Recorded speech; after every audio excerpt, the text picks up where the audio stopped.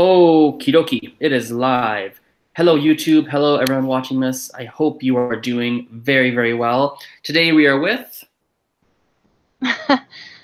Erika. Erika. Polyglot Erika. Polyglot Erika. There you go. I'm excited to have Erika on. Mhm. It's been a little while since we've done any interviews on my channel, and thought it would be a good idea to bring someone on and do another interview. And so today we obviously have our polyglot, Erika. So Erika, let's kick things off here. What languages, I guess the classic question, what languages do you speak and are you learning? Yeah. So this year I started learning Polish from scratch. And Polish is a Slavic language, and it is my first Slavic language. So it is very different from the other languages I have studied, which are mainly Romance languages. So it's very hard, very strange, different, bizarre.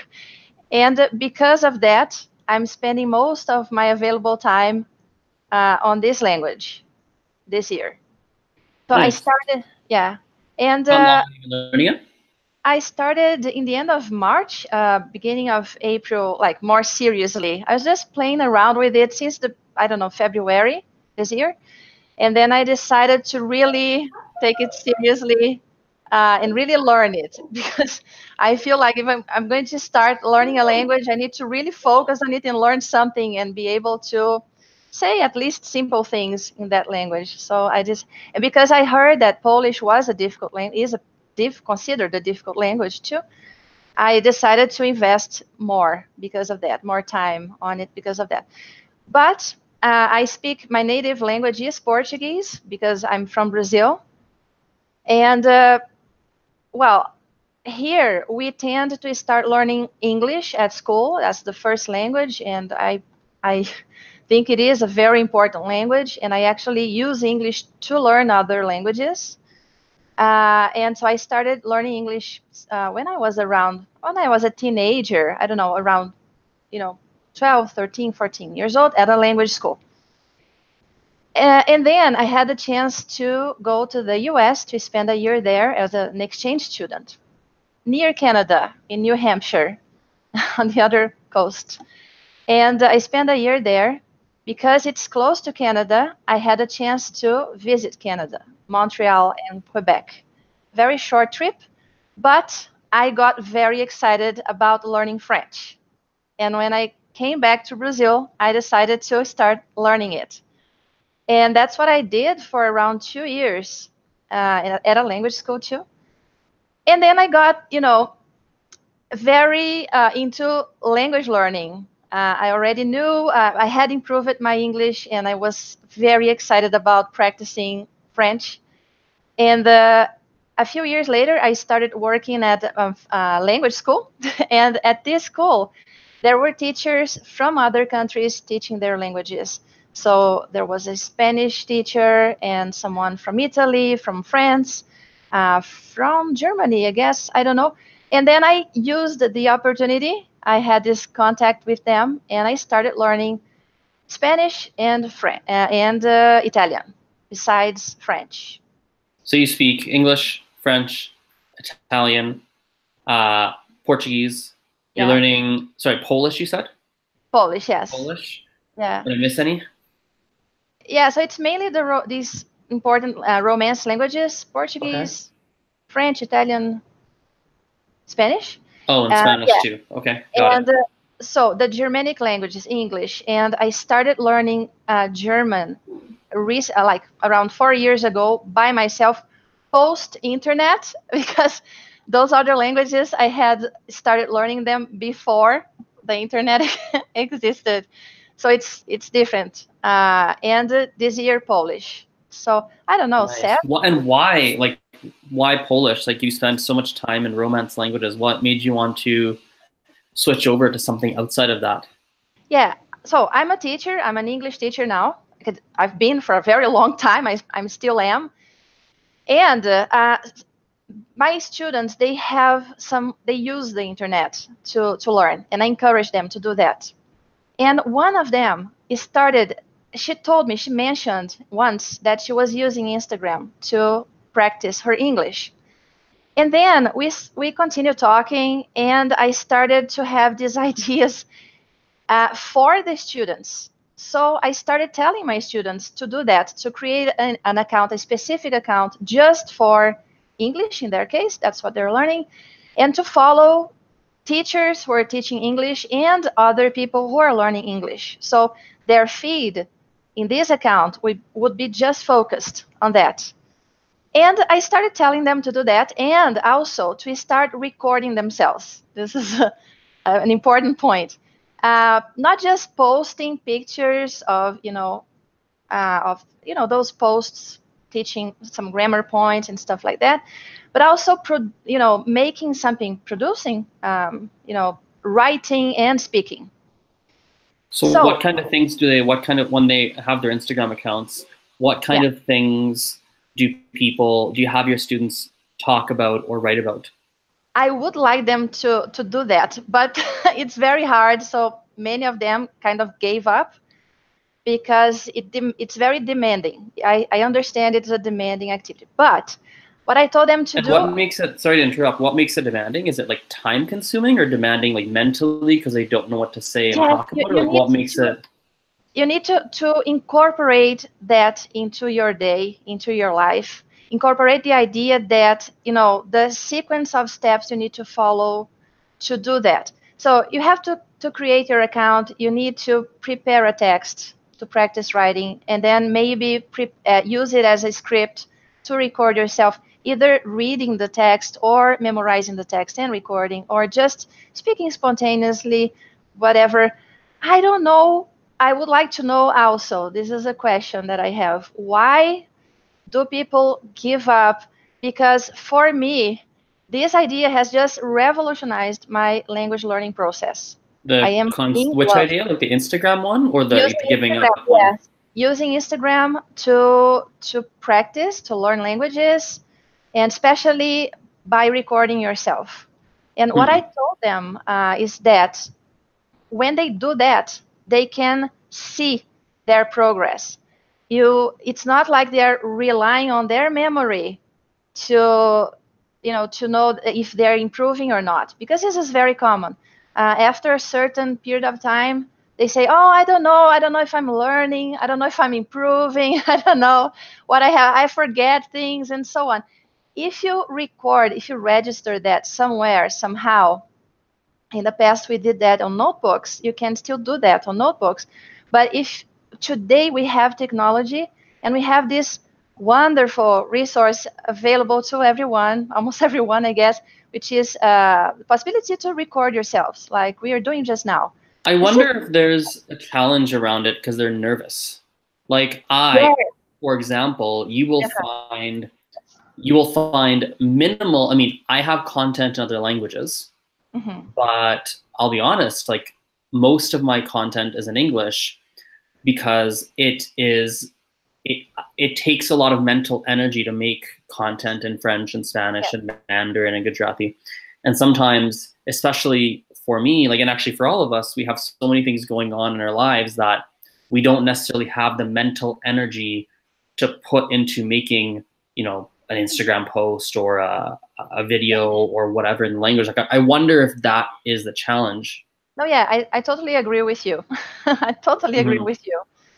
Because you must, it must be something that is really, really important. In the case of English language, for me, for example, Polish or any other language aside from English, they're not really important, in my practical life here. Because in Brazil, we are kind of isolated, and people usually learn English because of their jobs. Sometimes because they're traveling abroad on, for fun, on vacation. But they don't really use the English because people, Brazilians, people talk to them, they understand them, they have, it's not easy. It's not so hard. It's kind of, they find a way to get themselves understood. So it's mostly because of their jobs. And as in people learn another language because of work. That's what you mean? Yes, but it's mainly English. English is the first language they need to learn. They need to know, because many times there are jobs that demand a second language, a third language, maybe Spanish or German. If you're an engineer, this is very common, or French, right? So English is a very, very important language here. So they need to find a way to learn it. But I teach adults, and most of them, they have they work a lot, they have their families, they have very, very busy lives. And I completely understand. I agree with you. You need a lot of energy for a very short video on Instagram. There are many things around it that you need to do. You need to have an idea. You have to sit down and write and get someone to correct your text and to practice and rehearse. Maybe you need to memorize. and many times people are embarrassed. They don't feel comfortable recording themselves. This is super common. It's especially among women in Brazil. I think women, I mean, I'm probably not the best person to talk about it, but at the same time, just based on conversations I've had with other people, it definitely, there are different dynamics for women who make content than there are for men. There are different things to be aware of, different challenges, and different, it's just different, it's different. Yes, yeah, but people feel, the comment I hear most is like, "Oh my God, my voice sounds like that," or "My face, I need to, brush my hair, comb my hair, get some makeup and things and the lighting." Oh, that's guys too. That's everyone. That's everyone who does that. Everyone. Yeah. So this is a general thing. So I think it's an insecurity thing, though. No, I think that goes into insecurity. That goes beyond, language learning. I think that goes into how they feel about themselves and goes into their own self-image. And I bet you they do that in other aspects of their life. Like, there are people guys and girls, for the record, who would never, even on their own personal profile or even offline when they go to work or with friends, they would never go out without their hair being done or without, because they don't want that judgment. And I think the same dynamics are applying in Instagram for when they need to record themselves or they need to write things and put themselves out there. Yes, and there are cultural aspects too, right? I think, I don't know. I have the impression European people are more guarded. I think sometimes Brazilians tend to be more extroverted, but in front of the camera, not. It depends. It depends because of the way people see them or see us, right? And definitely, people can feel anxious in front of the camera and feel, this thing with the judgment. How am I speaking the language? Oh my God, I hear this so much. People in the beginning, they say, "Oh, I'm sorry if I'm ruining the language, destroying the language with my mistakes. I'm mispronouncing all the words." And this preamble, how do I call that? This thing, I don't think it's necessary, because I know, and people know, everybody's learning and we're supposed to make mistakes, right? So mistakes are part of the process, and I think they're important. So when I tell the students to record themselves, for a month, for 3 months, or so on, I don't know how much time, it's better to see that. One of the students, actually, that's the one that came up with the idea, Bruna. She has been my student for around a year and a half, and she has maintained this her account and has improved. Her English has improved a lot. Because of that, she is very excited about the videos. In the beginning, she felt very shy and awkward and so embarrassed, but I encouraged her to keep going, and now she's interviewing people. I'm going to ask her to interview you. She makes sure, happy to. Yeah. Oh, and I need to tell you something. Tell me. I remember that these days. When I created my account, so I told my students last year, exactly 1 year ago, to do that. And in the beginning of the year, I was kind of jealous. I wanted to do that too. You asked me because about my account there, so I wanted to try it myself because I love languages, and I could. You asked me why I started Polish, so I wanted to start a language from scratch.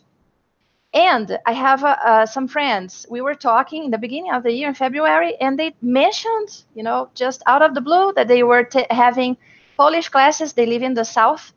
I didn't know, but here in Brazil there is a huge community of Polish people living there. I didn't know that.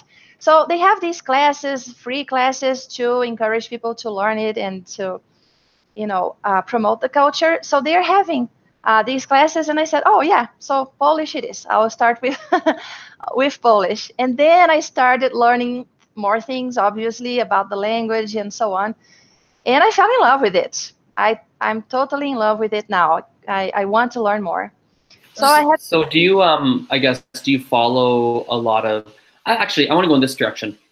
When it comes for you learning Polish, Mhm. if you were to break it down by percentage, how much are you learning from, let's break it down to like three categories: following Polish Instagram accounts, Okay. using Instagram to talk in Polish and create posts in Polish, Okay. and then stuff you're doing completely offline, classes or personal studying. Like what percentage would you say so far has contributed to your current Polish level? Like 50% Instagram posts and 20% following accounts and 30% offline stuff? Like, well, how would you break it down? Offline stuff related to Polish, right? Yeah, totally. Let's see. Oh, I think. Oh my God, I would say 80% my Instagram account. 80%, Really? yes, Just and from then speaking in Polish or from following Polish accounts? yeah, well, the rest would be like 15%, not offline because I use the internet all the time. So other things like YouTube videos and mainly YouTube videos, and then following teachers on Instagram. Why not more than that? Because although there are more Polish teachers than some other languages posting content on Instagram, do they I don't know if they don't post very often, or if my level is not up there yet. So I kind of it I my eyes, how do you say that, my vision gets kind of blurred. I I see. my eyes It's too hard. It doesn't yeah, glaze over. yeah, glaze over. So for example, there is a teacher. She often posts on her stories, and it's very good because she speaks, and there are texts that I can follow. In the beginning, a few months ago, my eyes glazed. What's the best of glaze? Yeah, Glazed. glazed. Glazed. Glazed. Glazed over totally. So I skipped that, and I didn't even listen what she was saying. Recently, I started to get more, and I was so excited. I told her that because I couldn't. It was not, it didn't take me so much effort, and it was better. So I think the stuff they post is kind of a little bit ahead of me yet, but I take the chance just to test myself and see how much I can understand at this point. So So do you think that for Instagram, especially when we were talking earlier about the different challenges for people to post on Instagram and to use Instagram as a tool to move themselves forward in whatever language, mhm. with all those challenges, do you think it's a tool that for the majority of people is something that is useful or that they can use? Or do you think that there are other things that they could be doing apart from, making their Instagram videos and posting the stuff on Instagram and following accounts? Do you think there's other strategies that are maybe better suited? What are your Yeah, thoughts? first of all, there are many strategies. And second, people have different profiles. So I cannot say that everyone should learn this way. For me, it is fantastic because it is phenomenal. So that's what I tell people to do. And I tell them to test it out and to see if it works for them or not because of their routines or because of their how they feel in front of the camera, etc. So everything is, how is valid. Sure. Everything, as long as what I tell my students is, you need to be in touch with the language every single day. And when I say every single day, I mean Saturday, Sunday, and holidays. Because when I skip a day, I feel very bad. I feel very bad because now I'm used to this is a very important part of my life these days. So I feel there is something missing. But I tell them also that we are constantly fighting against our lack of memory. We tend to forget things. Our brains, if you don't take care of that, you will forget things. Maybe the knowledge is there. For example, the languages, these Romance languages, French, Spanish, and Italian. I studied them around 20 years ago. And there was this hiatus, 20 years, that because I don't need them in my life, so I had other priorities, I didn't use them in my life. But now that I'm getting back to them, I'm remembering things, right? So I'm just bringing this knowledge back, and trying to use them and improve these languages too. So So do you it's think important. if Mhm. you're doing like that daily focus, which I agree with you is super important, have that daily focus for sure. Um, what are some options for people to interact with the language? I mean, what would you like if people are watching this and they're thinking, okay, I should practice daily. Yeah. What are some ways they could do that? So one thing that I tell my students also is to use podcasts. I really, really love podcasts because, well, you're going to practice your listening first. And if you listen to it every single day, in the beginning, right, the language might be a little weird, might sound weird, but our brains have this ability to get used. So to the intonation, to the sounds. In the case of English, to sounds we don't have in Portuguese, like the th sound and vowels and stuff like that. So you get accustomed, used to hearing. So you can listen to podcasts of people who are teaching the language. So they speak slowly and they explain how the language works. And you can listen to podcasts of people talking, at normal speed. And another good thing is that you can choose the topic that you like, right? If you're into soccer, you can choose a podcast where people talk about it. If you're into arts, if you're into literature, etc. So, and how do I use podcasts? So let's talk about that. I ask my students to listen, and they do that. My students do that. I tell them to listen to podcasts between the classes. They usually have classes once a week. Um, this is mostly intermediate and advanced students. Some beginners do that too. So I ask them to take notes, and I ask them to listen to podcasts which have transcripts, so they can, after listening, after taking notes, they can read the text. They can look some words up somewhere in the dictionary, online, on Google Translate, etc., to understand a bit more. They can write a summary to practice writing, and we correct the text in class. They can use the corrected text to to prepare and to record themselves. But this last step is the biggest challenge for them. Some of them do that, some don't. But so it involves all, the skills necessary to, the main skills, let's say, necessary to get used to a language. So you're listening, you're reading the transcript, you're writing a summary, and then you're speaking. In class, I tell the students to tell me. So, and I tell them, don't tell me, don't sum it up. The point of the class is for you to speak and practice and use as many new words as possible in the class, during the class. So don't sum it up. The problem is if you don't write something down, or, if the student listens to a podcast like 6 days before the class, he will probably forget. So try to find some strategy to remember, and then what they do is they tell me in class, so they talk about this and that, and then I ask questions. I check if they have any questions regarding vocabulary, expressions, grammar, etc. And I try to make them speak. So I ask questions about the topic, about the subject of the episode. Got it. Okay. Yeah. So Nice. it's good. Yeah. So I think this is a good way. If you have a teacher, I recommend having a teacher because the teacher can guide you and direct you, straight to the important points of language learning. But if you don't have a teacher, you can go through all these skills by yourself, including speaking. And this is my case because I don't have, unfortunately, I don't have a teacher for Polish. So I try to make up for this, and I try to make up for the fact that I'm definitely not surrounded by people who speak Polish at Yeah. all. How do you do that actually? How do you, it's actually a bit of a selfish question as well, because, so some backstory before I ask the question.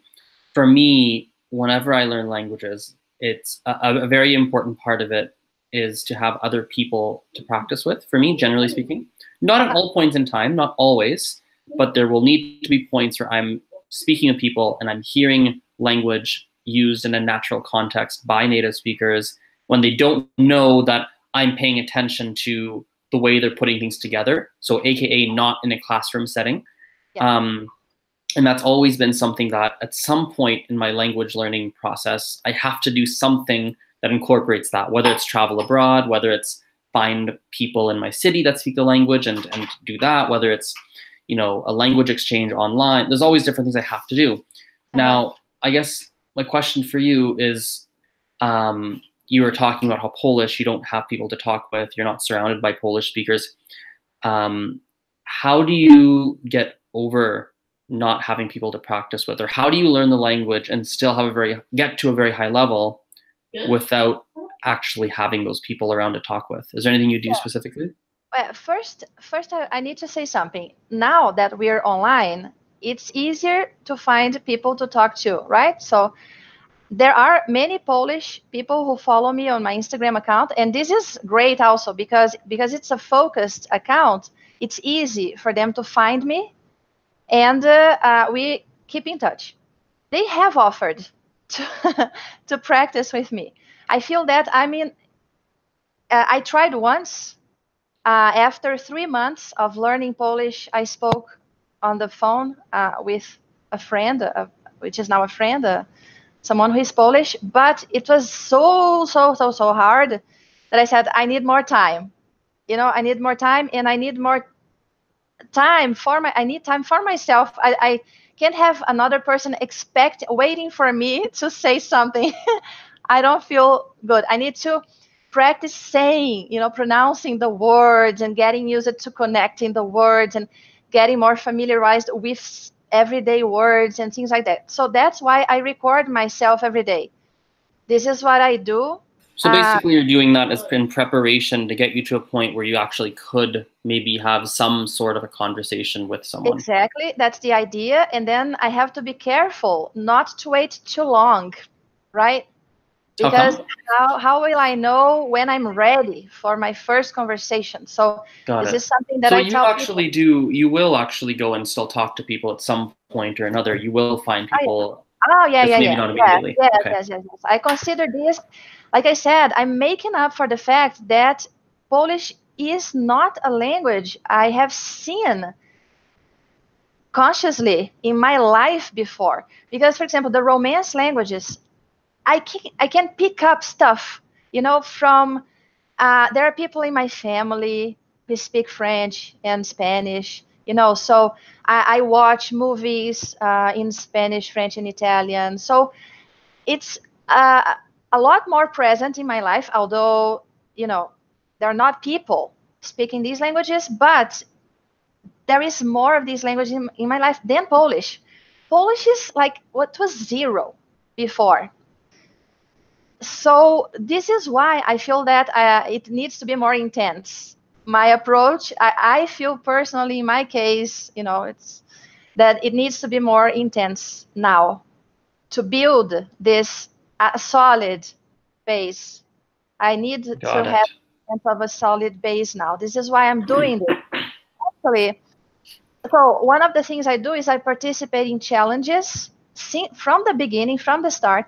This idea of Instagram challenges I got from my other account. I have another Instagram account, which is for physical activity, yoga, and other stuff.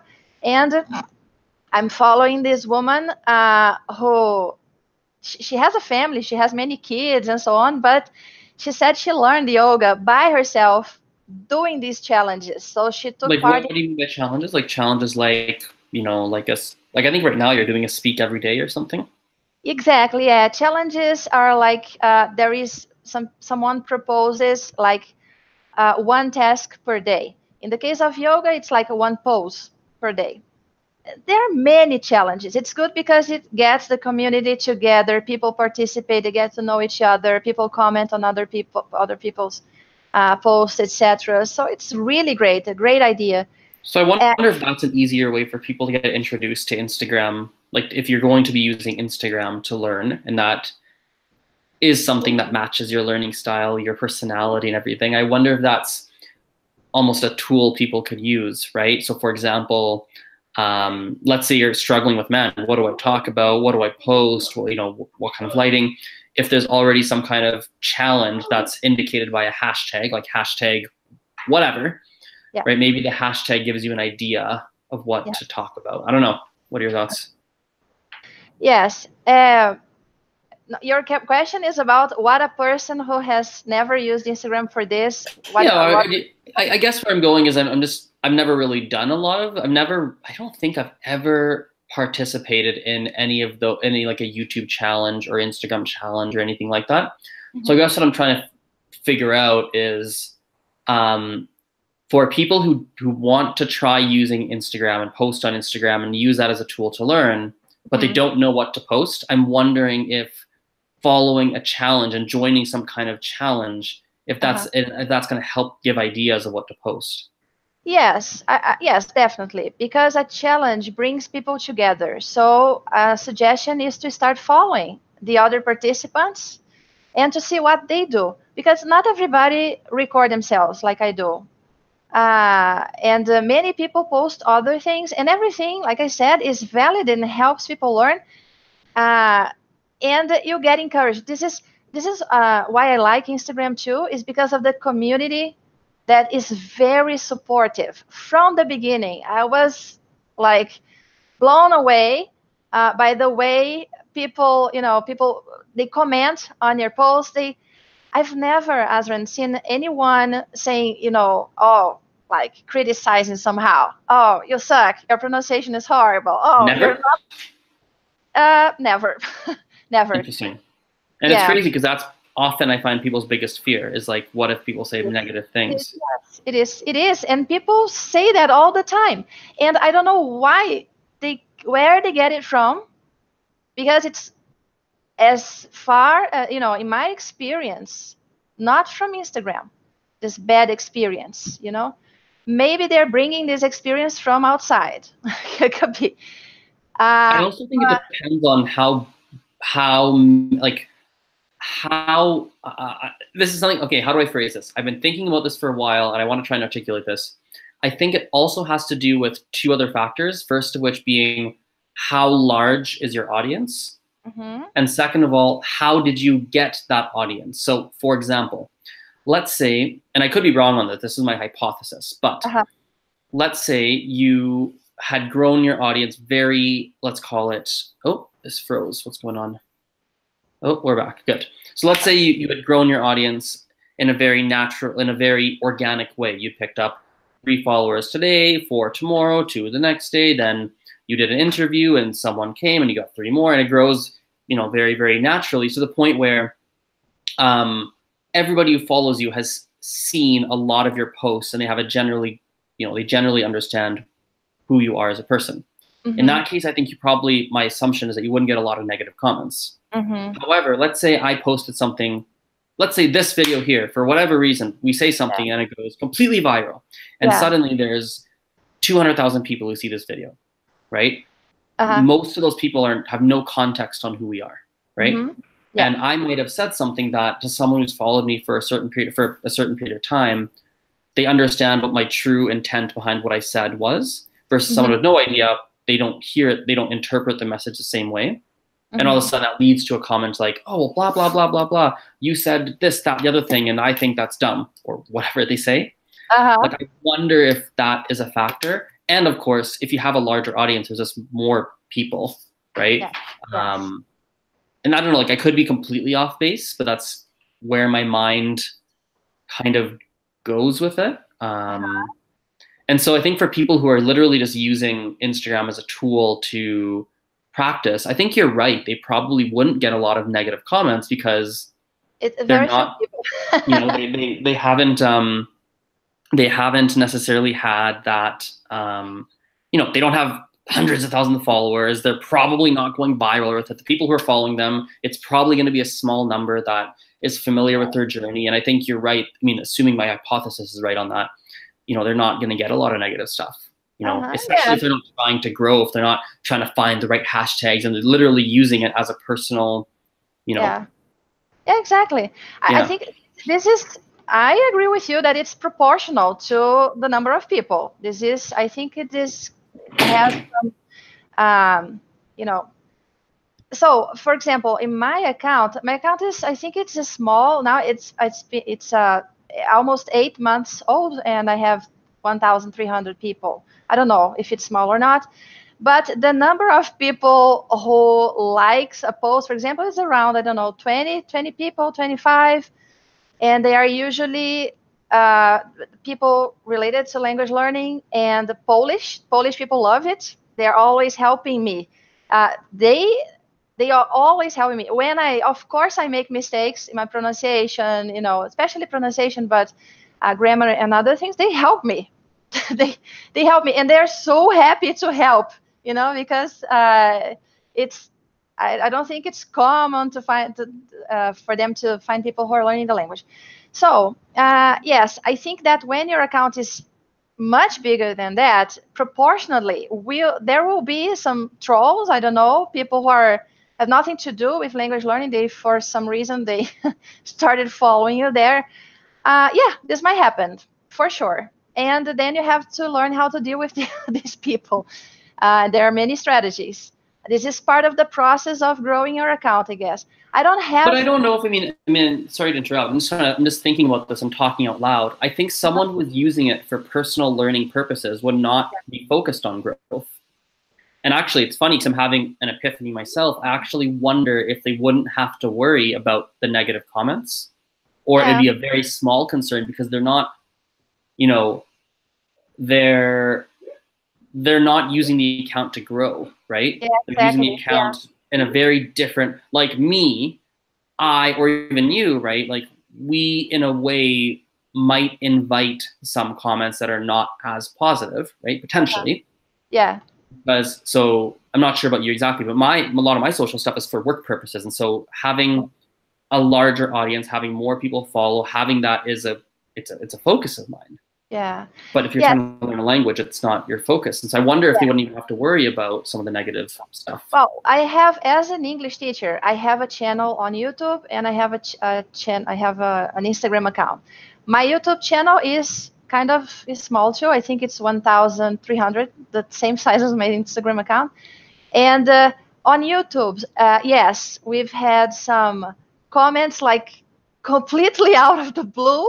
So we just blocked these people because we see right away that, you know, it's just a I don't know. It had nothing to do with the video. So it was just. But on our Instagram account, which is it's 12,000 now people following. It's bigger, and the comments, people don't comment. Yeah, this is something we need to work on. People don't comment on our videos because we don't interact very much with them.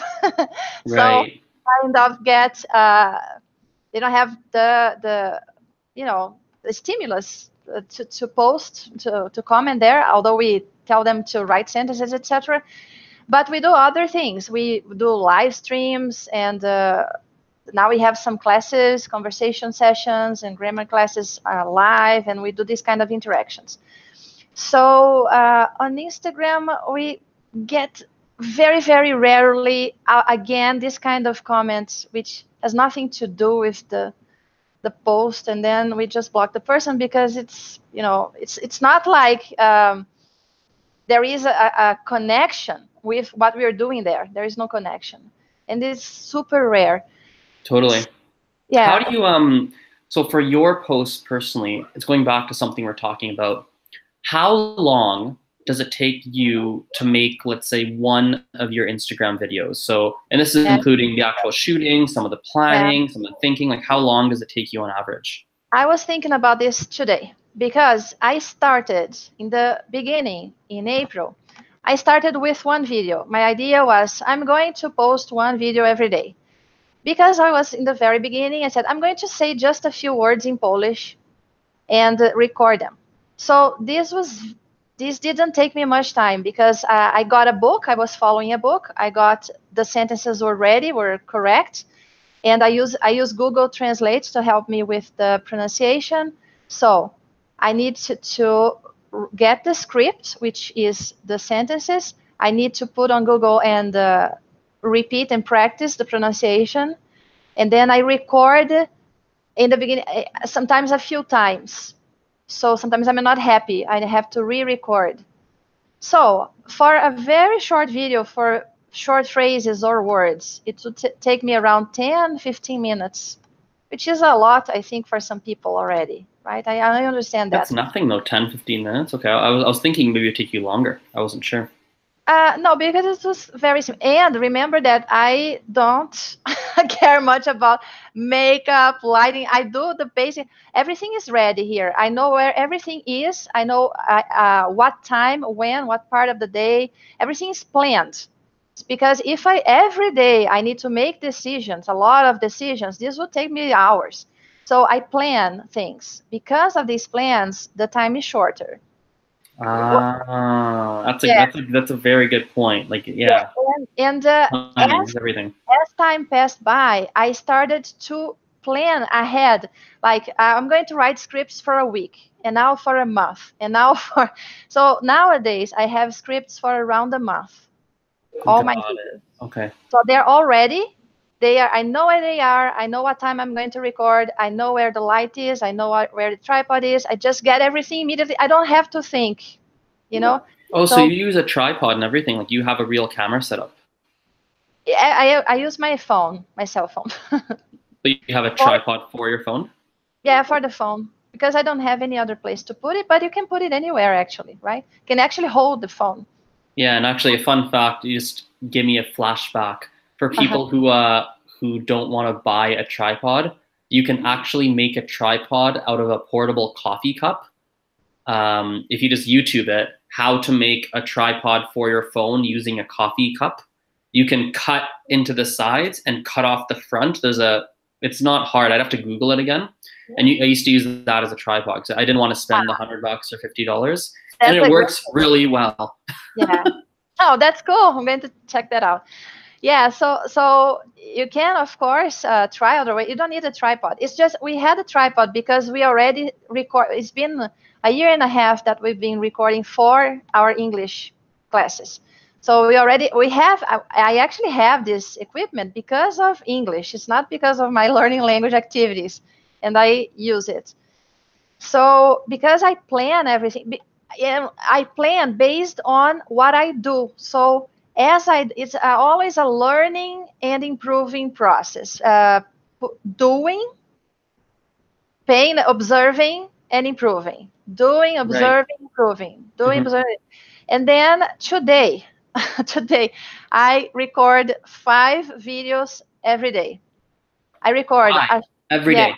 yeah, Wi-Fi videos. One is a very short, fast video for my Portuguese with Erika Hmm. account on Instagram.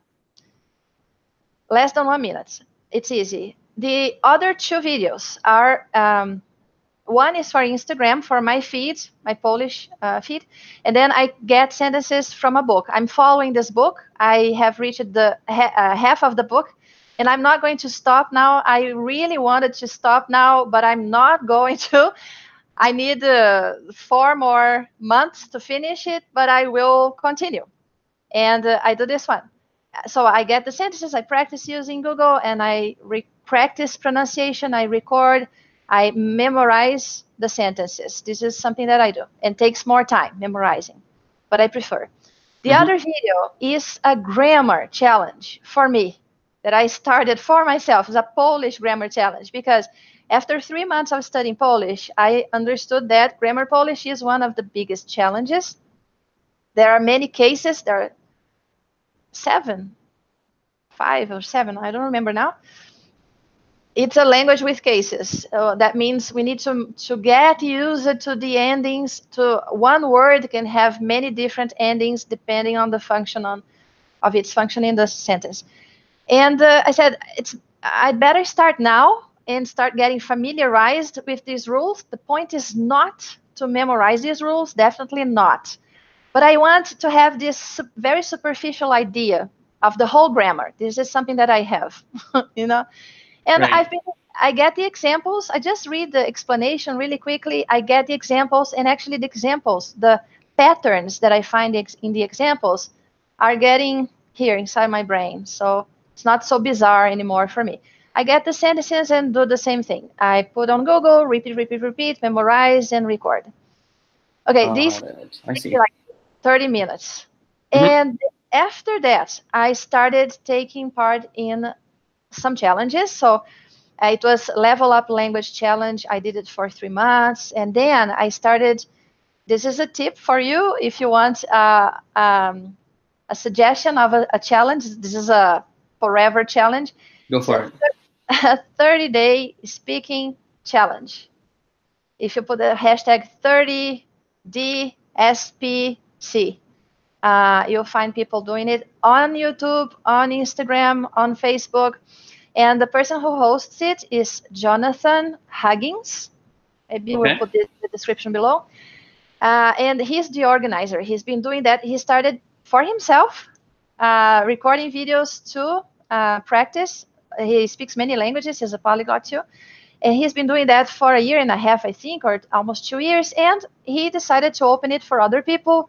And so every month, and he works a lot on this challenge because every day he writes a post and sends it to you on your inbox with comments because he watches people's videos. I don't know how Hold he up. has. So he'll watch people's, like when you put the hashtag, he'll go through, watch your video, and give you a comment.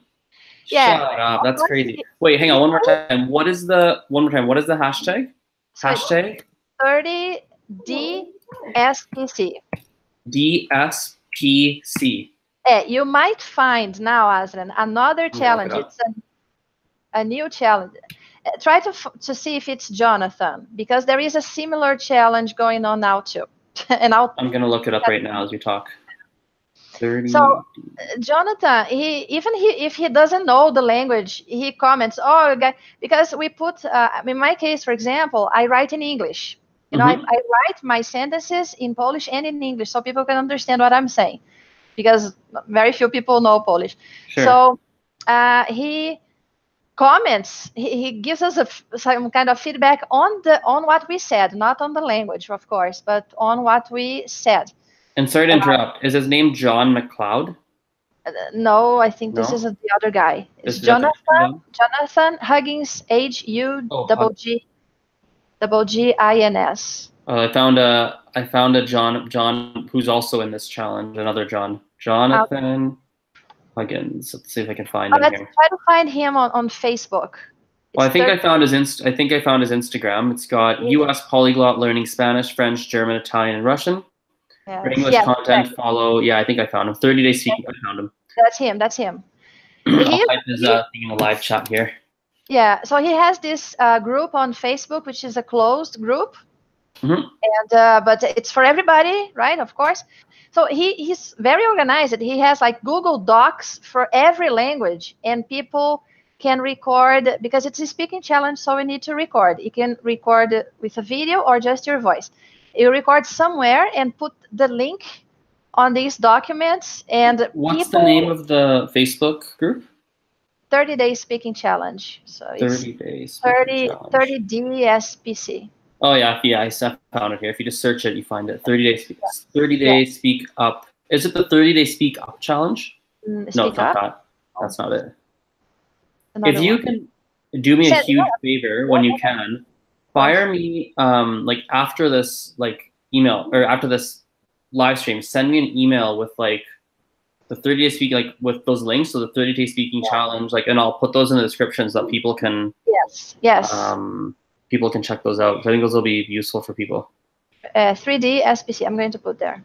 Sure. So here. And it's very nice. So you can post there on the feed on Facebook. I was doing that before. And it's interesting, my story there. I've been doing this same challenge for 5 months now. In the beginning, my recordings were very short, like 20 seconds long, 30 seconds long. And then I challenged myself to start increasing the time little by little. Every month, I increased my time a little bit more. And now I'm speaking for over a minute. Awesome. But I have a problem because my speaking is scripted, Okay. right? And before I was memorizing the Mhm. text, which I think is the best thing to do. I really, really love it. But it was taking me too much time, and I really have other things to do, and I could not, unfortunately, spend that precious time memorizing. So now, recently, I started reading the script, practice reading, which is good. It's valid too, right? But I really miss memorizing my text. But it's better than zero. This is what I think. It's better than nothing. If I tell people, do something, something is better than nothing. Doesn't matter what you Totally. do. Doesn't matter. Do something, you know? Totally. Well, I'm going to interrupt you here Yeah. because I have to start wrapping this up because I've got to teach pretty soon here. Okay, So okay. I wish we can keep going, but I do have to head out pretty soon. I do have a last question for you, or rather, not me, but someone in the live chat has a question, which is, are you Italian, first of I'm all? not, people say my accent, some people find it's Brazilian, but other people, well, it's a Romance language, right? So if you know a Romance language, you might find it familiar. I Yeah, speak Portuguese. I'm got a it. native Portuguese speaker. And then last one here is, I think you answered it right at the beginning, but how many languages do you speak? I think is it 6 or 7? Huh? So Uh, I don't know. Let's make a list again: English, Spanish, French, Italian, some Polish. What and else? German, German. German. So Yeah, 6. yeah, 6. Just one thing before I finish, Go for because I it. didn't tell you. In the beginning, when I first started my account, you were one of the first people I followed. Oh yeah, cool. Thank Yes, you. and I was so happy to find you because you make a lot of stories, and I watched one of your stories. You were giving a 5. I don't know if it was a live stream, a Could 5 minute be. live stream giving tips to do something. And then I told this student, Bruna, follow Azren because he's great. His tips are awesome, and she's following you. And I tell everybody to follow you because you're always thinking about language and giving, encouraging people to learn and thinking about tips, ways to learn. That's awesome. Keep Oh, up I the good thank you very much. Thank you. I appreciate it. Well, everyone, Erika's social media links are in the description below as per usual. If you have not done so and you liked the video, please click the like button. If you're watching the recording, add your 2 cents in the comments below and hit the like button as well, assuming you liked it. And actually, I'm going to add a random segment into this last minute, and I'll put you on the spot here. Let's Yeah. start a question of the day segment, and I'll let the guests choose the question of the day. What is the question of the day that you'd like people to answer? I'm not sure if people will answer it. We'll see if people get to this point in the video, but we can start this. We can make this a bit of a thing. It's a question that I should ask Yeah. them. Yes. My question is, what is your language learning routine? How do you study? How do you practice? What do you do? Love it. Yeah. Cool. Well, thank you, Erika. I appreciate it. And Thank you so much. It's a yeah, pleasure to be here.